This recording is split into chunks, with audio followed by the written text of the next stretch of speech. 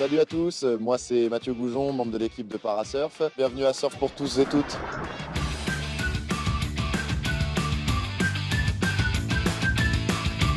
Alors Surf pour tous est un événement inclusif via le sport, la culture et la nature. Les bénéfices du surf, d'être dans l'eau, sont assez multiples, mais déjà ça apporte beaucoup de confiance en soi. Et puis au final on a réussi à les faire glisser à allongée, et il y a le sourire qui monte aux oreilles tout de suite. Ça apaise et puis ça occupe positivement l'esprit. Ça vient chasser les angoisses parce qu'on va se focaliser sur autre chose. Donc ça vient réveiller les sens. Alors la glisse elle peut être allongée ou debout. Et puis derrière je pense qu'ils vont ressortir et voilà, le mot confiance en soi c'est vraiment le maître mot. Bon, je pense que c'est avant tout du dépassement de soi, de l'appréhension de l'eau, être bien dans son corps, dans son sport, dépasser ses limites, essayer une nouvelle chose. Du surf. Mais j'ai réussi quand même. Bonjour Maïla. Alors qu'est-ce que tu t'apprêtes à faire? C'est un temps magnifique. La vue est belle. On est venu avec une vingtaine de personnes qui sont en situation de précarité. Et là, ils découvrent des activités qu'ils ne connaissaient pas. Même il y en a un qui m'a dit j'ai mis les pieds dans le sable. Et ils ont rencontré aussi d'autres personnes. Et c'est le but de notre association, c'est faire du lien social. Le surf comme vecteur de lien social. Du coup, vous êtes venus en famille? Oui. Vous avez tous essayé le surf? Non, il n'y a que Mathilde qui a essayé, mais nous on était avec elle à côté. Trop bien. Tu dis c'est super. Pourquoi t'es tout mouillé? En fait, j'ai que c'est une vague comme ça. Vous voulez faire la vague du monde? Pour la création de Surf pour tous, on est parti du constat que le surf d'un côté était surcoté socialement et le handicap quasiment l'inverse. En faisant un mix de ces deux champs, en fait, on pouvait obtenir une approche assez intéressante avec une valorisation de l'estime de soi, un développement, un apaisement pour l'esprit et puis un bien-être pour le corps en général. Le longe-côte, en fait, cette pratique apporte un relâchement total, aussi bien physique que intellectuel ou émotionnel, puisque l'eau va jouer sur tous ces trois critères. C'était bien pour moi, ça m'a relaxé et je me sens très heureux et ça m'a fait du bien tout le long du corps. Bien, c'est super. Ah oui. D'être dans des sensations d'enveloppement, d'être porté, de pouvoir gambader en toute liberté, sans jugement. Donc c'est un bénéfice non seulement pour les jeunes, pour les professionnels, mais aussi par effet ricochet pour les familles. On croit que c'est que de la marche, mais au final, au retour, on a senti que ça tirait bien partout. Ça fait du bien dans tout le corps, dans les muscles, dans le genou. Ce qui en ressort, c'est vraiment une libération. Pour la pratique canoë, oui, ça change un peu. On n'a plus les appuis durs terrestres. Par contre, on est assis. Des sensations de flottement et tranquille dans l'eau. Maintenant, pour certains, ça les angoisse un peu. Il faut les rassurer. On peut stresser, hein. Ça c'est quand même? Ouais, C'est la mer ou c'est parce que tu n'as jamais fait? jamais fait. Hein. J'ai eu un peu peur parce qu'il y en a qui se mettaient debout pour pagayer. Il y a les rôles entre gauche, droite, avant, arrière. Donc il faut se parler, se coordonner.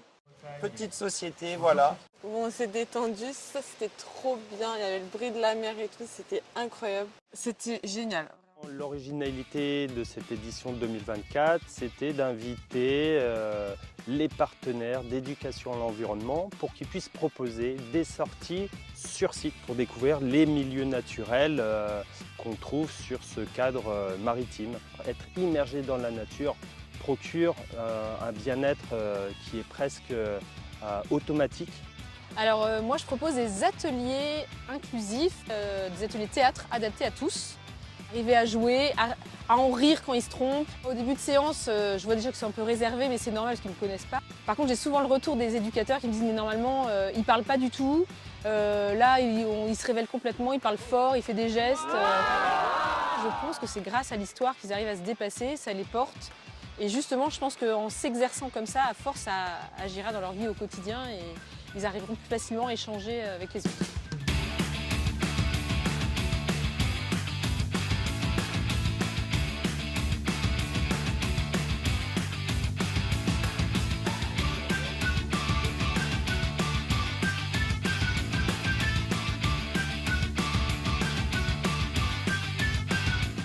Vraiment un bon moment d'échange et d'inclusion, ce qui est, moi aussi, j'ai un petit handicap, quoi. J'ai eu un accident de moto, donc je ne suis pas né handicapé. Je le suis devenu. On ne sait pas à qui parler, on ne sait pas qui aller voir, on ne sait pas vers qui se tourner, on ne sait pas ce qu'il est possible de faire. Alors ça, c'est vraiment le message pour les accompagnants et les proches. Vraiment, vous êtes la majeure partie du job parce que c'est les autres notre pilier, c'est les autres notre moteur en fait aussi. Je remercie aussi les gens qui font des événements comme celui d'aujourd'hui parce que même si ce n'est pas au quotidien, qui sont avec vous, ils proposent un accompagnement et ça a aussi des petits rappels qui vous disent vous n'êtes pas tout seul les gars, rien n'est impossible. C'est vraiment important ces journées-là parce que ça permet à chacun de, voilà, pendant au moins 2 jours, on trouve notre place, on a des activités qui nous sont dédiées. Le maître mot de la journée, c'est l'inclusion sociale. L'inclusion sociale peut se faire sous plein d'aspects, ludiques et participatifs comme le sport, la culture, la citoyenneté et l'environnement. Et tout ça, ce sont des enjeux aujourd'hui de participation sociale à la société en général, pour les gens qui sont parfois mis au banc, mis de côté. Et aujourd'hui, en fait, c'est la journée pour rassembler toutes les volontés, tous les citoyens et citoyennes. Déjà, ils sont inclus dans la société. Ce sont des surfeurs. Ce ne sont pas des personnes en situation de handicap. Ils surfent ensemble. Ils ont une meilleure estime de soi. Alors voilà, on change les regards, quoi. On change les regards et eux, ils sont tout juste heureux. C'est juste du pur bonheur. Peu importe la pathologie, le bienfait de l'activité, c'est la baisse du stress, la baisse de l'anxiété, l'obligation d'être dans le moment présent si on veut prendre sa vague, glisser. Ces bienfaits, ils continuent sur quelques jours après la pratique. Pourquoi et comment ça fonctionne? Comment l'eau agit en dehors du sport et du physique? Pourquoi est-ce qu'il y a un impact émotionnel aussi fort avec l'eau? Qu'est-ce qui nous connecte? Donc c'est vraiment la plus-value de la connexion à l'eau, parce qu'il y a une qualité du milieu, parce qu'il y a de la lumière, parce qu'il y a le mouvement de l'eau sur le corps. Aussi, ça nous rappelle notre âge tendre, nos enfances. Il y a tout un tas de raisons propres à chacun qui fait que la nature, en fait, est une alliée thérapeutique. J'ai vu des études sur le surf et l'inclusion sociale.